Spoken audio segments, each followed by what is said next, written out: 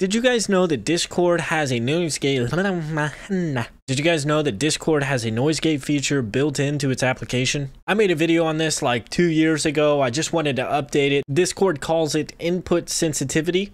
We're going to take a look at that setting and I'm going to show you how to set it up for yourself. So if we head over to Discord, go to our user settings. In the user settings, go to voice in video. You'll see a slider here labeled input sensitivity. On default, it's actually turned on. With it turned on, what it will do is automatically determine the threshold for your noise gate, but they call it input sensitivity. What this little slider here is determining is the threshold of that noise gate filter. So everything in the yellow here will be muted and everything in the green here will be audio that's let through Discord and into the output, which will be what your friends can hear. The easiest way to set this up is to turn it off and then just slide it a little bit above the background noise or the air noise or AC fan noise or whatever noise that you have on your microphone so that it's muted when you're not talking. What you'll notice is I put this slider right above that background noise so that it's muting it on my output, calling for a lot more friendly Discord calls.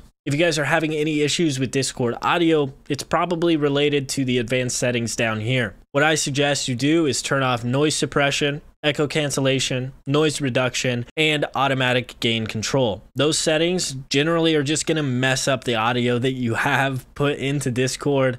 They're not very useful for like 99% of the people that are out there, so just turn them off. You should also make sure both of these are turned off as well.